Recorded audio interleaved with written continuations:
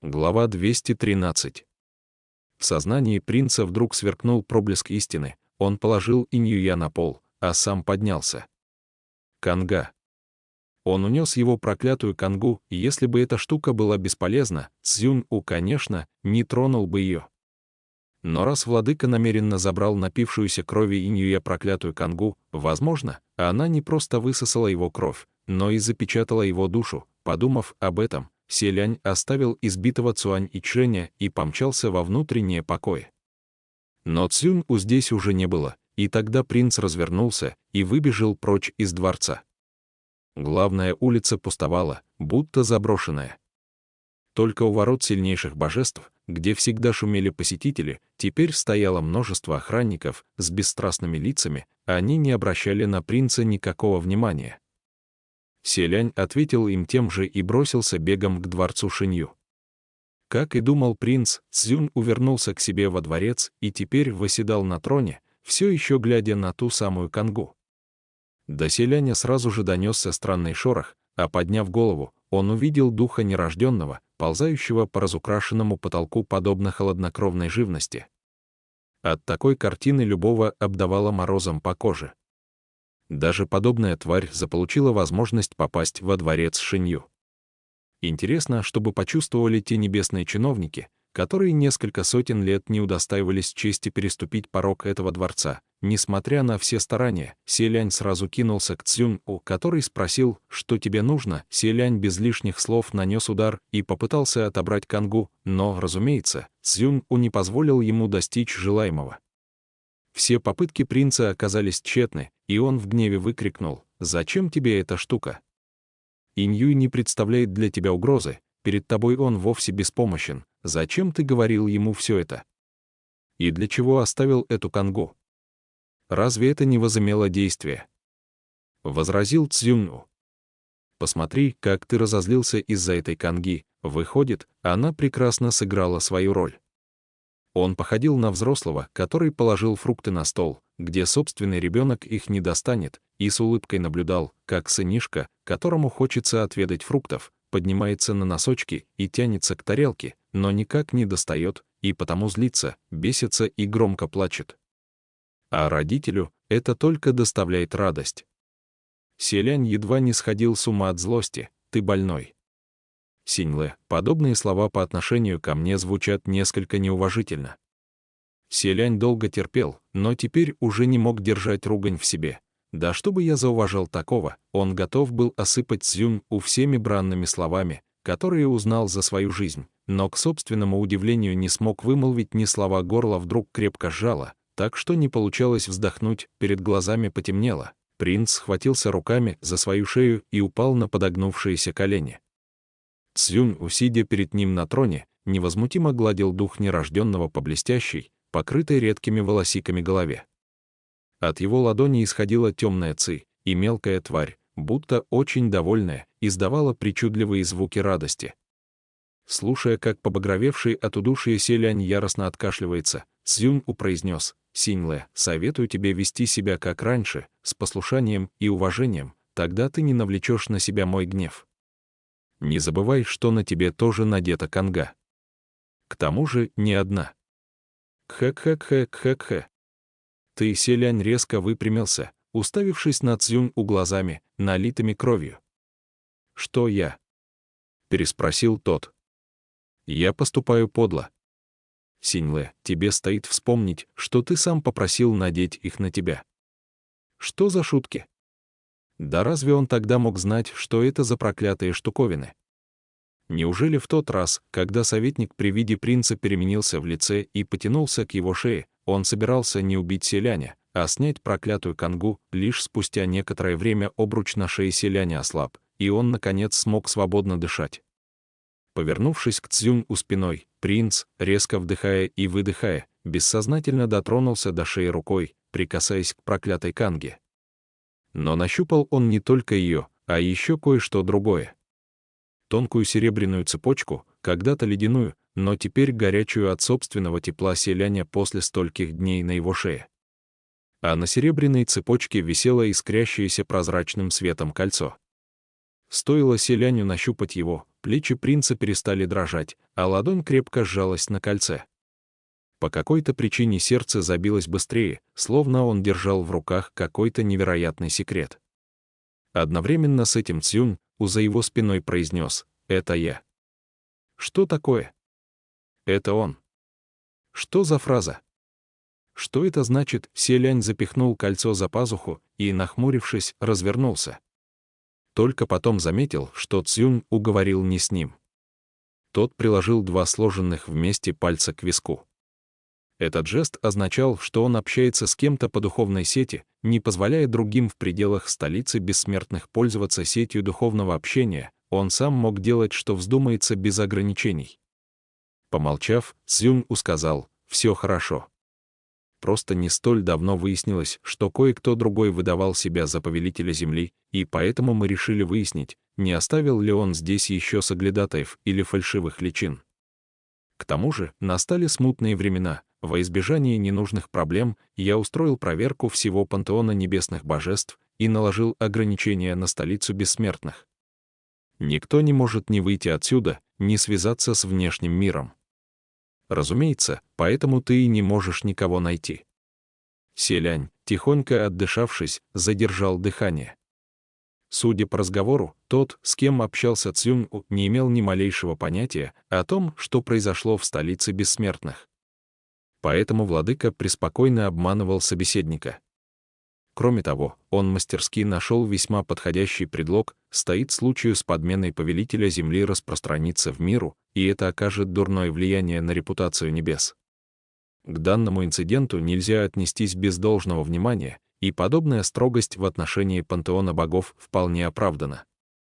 Селянь мог бы кричать сколько угодно, собеседник Цзюнь все равно его не услышит, поэтому принц решил молча наблюдать. Вскоре на лице владыки промелькнуло едва уловимое и очень странное выражение. «А ты собираешься посетить столицу?» — мягко спросил он. «Разумеется, я дозволю. Это происшествие нельзя недооценить, желание оказать помощь, конечно, приветствуется». Его собеседник сам проявил инициативу и предложил наведаться в столицу бессмертных для оказания помощи. Случись это раньше на несколько часов, принц был бы только рад, как раз не хватало подмоги. Но сейчас столица бессмертных обернулась гнездом демона, прибыть сюда все равно, что прыгнуть в горящую яму. Цзюнь сказал еще пару фраз и завершил разговор, а Селянь тут же спросил, кто направляется сюда, дух нерожденного, будто понимая, что ему не стоит показываться на свет, тихонько отполз в темноту и спрятался. Цзюнь уже с улыбкой ответил: «К чему так волноваться? Скоро ты сам все узнаешь». Ответ вышел за рамки ожиданий принца. «Вы позволите мне с ним встретиться? Но ведь вы сказали ему, что наложили ограничения на столицу и устроили проверку всех божеств». «Конечно. Но ведь должны быть и те, кто заслуживает моего доверия».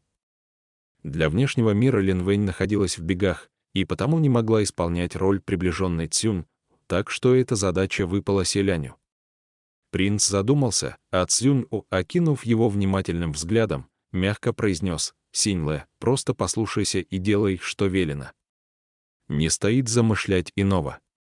Я прекрасно тебя знаю, мне известно все, о чем ты думаешь». Цзюнь как бы невзначай поиграл в руках напившейся кровью конгой и добавил: «Ты сам сказал, что передо мной Иньюй беспомощен. И стоило бы заметить, что передо мной беспомощны все чиновники столицы бессмертных, высших и низших рангов. Если проболтаешься, ты знаешь, что тогда произойдет. Поэтому не подавай виду. Приведи себя в порядок, визитер скоро будет здесь». Селянь молча поднялся с пола, охлопал одежду от пыли, в самом деле обрел должный вид и встал на место, которое когда-то занимал рядом с Цзюнь. Тот похвалил: «Именно так». Угроза Цзюнь возымела действие, но вот что заметил Селянь: похоже, владыка вовсе не хотел, чтобы тот его собеседник обнаружил, что столица бессмертных попала в руки всеобщего врага. Поэтому принцу еще больше захотелось узнать, кто же сейчас явится сюда. Сгорело еще 2 палочки благовоний, когда перед дворцом Шинью наконец появилось несколько фигур. В Впереди верхом на большом черном быке неторопливо ехала девушка в зеленом платье и с мечом на поясе. За ней следовало несколько крестьян разного роста и телосложения. Оказывается, это повелительница дождя. Селяне увиденное показалось несколько странным. Поведение Цзюнь-У, как поведение того, кто окончательно раскрыл себя, должно было соответствовать расхожей фразе «Встанет Бог на пути, убьет Бога, встанет Будда на пути, убьет Будду». Он мог бы запереть любого, кто явится к нему. Почему же к визиту повелительницы дождя владыка отнесся с подобной осторожностью? Разумеется, принц не имел возможности получить ответ на этот вопрос прямо сейчас. Переступив порог дворца Шинью, повелительница дождя чуть склонила голову. «Ваше Высочество, наследный принц, владыка, мы с вами давно не виделись». Селянь, делая вид, что все в порядке, поприветствовал в ответ «Ваше превосходительство». Он вел себя крайне любезно, не вызывая ни тени подозрений, но в душе размышлял, как ему сообщить повелительнице дождя об истинном положении дел в столице бессмертных. Цзюнь произнес: «Ты уже долгое время не посещала столицу бессмертных». Повелительница дождя же ответила не на заданный вопрос, на столицу наложены серьезные ограничения. Фраза прозвучала поистине странно, и Цзюнь сказал: «Это единственный выход». После инцидента с раскрытием черновода в средних небесах обнаружили уже более 50 фальшивых небесных чиновников. Это не могло не заставить меня заподозрить, что и на верхних небесах спрятаны его пешки. Вот как. Они обменялись еще парой простых фраз, и Селянь заметил, что Цзюнь-У в разговоре, неважно лгал или говорил правду, ничем себя не выдавал, выстраивая все так, что придраться невозможно, невероятно умело. Принц хотел бы подать Юй Шихуан знак, но, во-первых, боялся, что Цзюнь-У заметит и решит в назидание ему снова кого-то убить, а во-вторых, опасался вовлечь и ничего не подозревающую повелительницу дождя. Таким образом, руки принца оказались связаны. Сама же Юй Шихуан, похоже, не заметила подвоха, только поинтересовалась, не нужна ли владыке ее помощь. «Пока не требуется», — заверил Цзюнь. «Впрочем, когда проверка завершится, боюсь, помощь понадобится, и немалая. В таком случае я временно останусь в столице бессмертных и дождусь указаний владыки». Цзюнь неизменно улыбался, и невозможно было понять, о чем он думает, но даже теперь владыка не сорвал с себя маску. «Прекрасно. Ты многие годы жила вне столицы, можешь воспользоваться случаем и как следует все здесь изучить».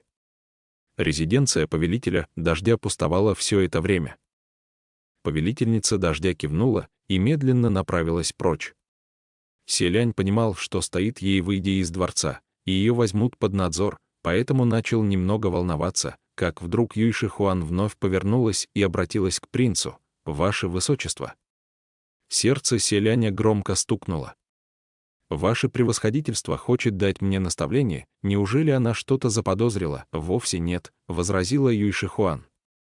«Я жила за пределами столицы много лет, и в этот свой визит привезла дары, которые предназначаются и вам тоже. Не согласитесь ли их принять?» Селянь подобного уж точно не ожидал, поэтому не сразу придумал, что ответить. Благодарю». Цзюнь, разумеется, никогда не принимал подарков, и в этот раз, с улыбкой впустив слуг повелительницы дождя в свой дворец, произнес: «Синь-Лэ, ее превосходительство желает тебя одарить, прими же скорее ее подарок».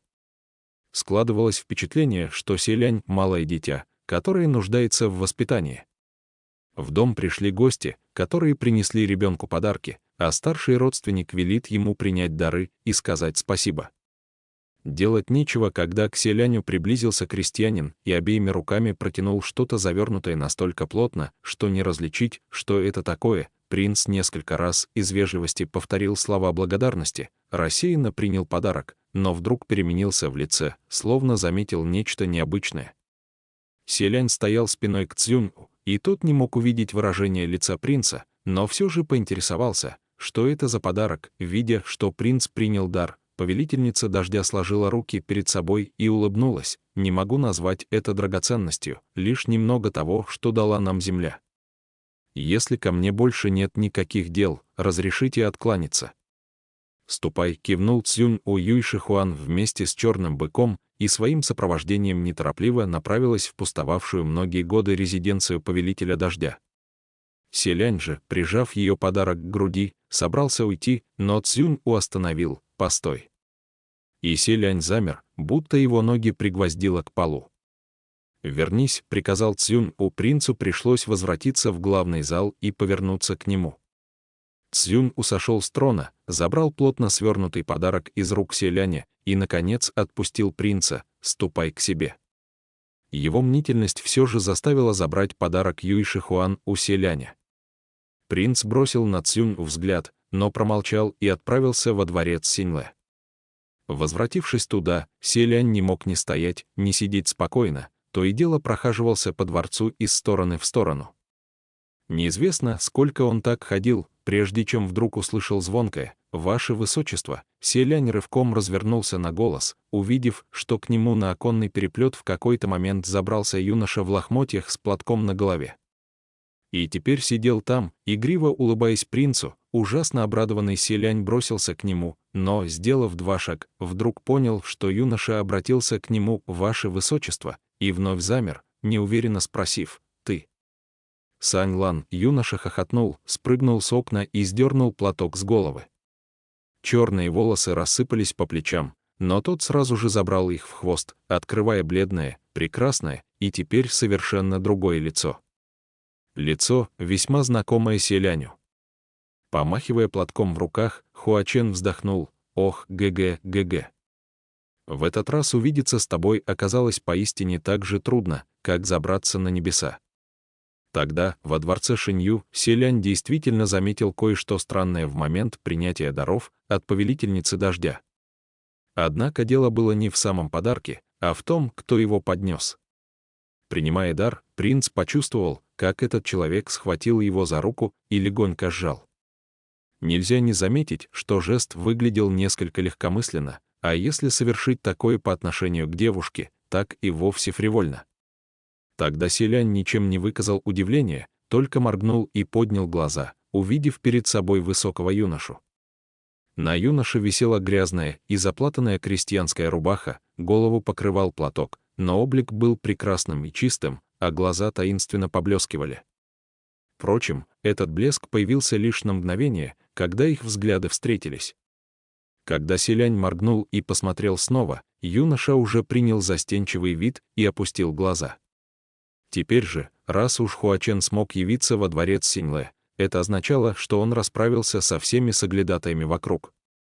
Едва увидев его, Селянь почувствовал себя как никогда уверенно и надежно, словно волноваться было совершенно ни о чем.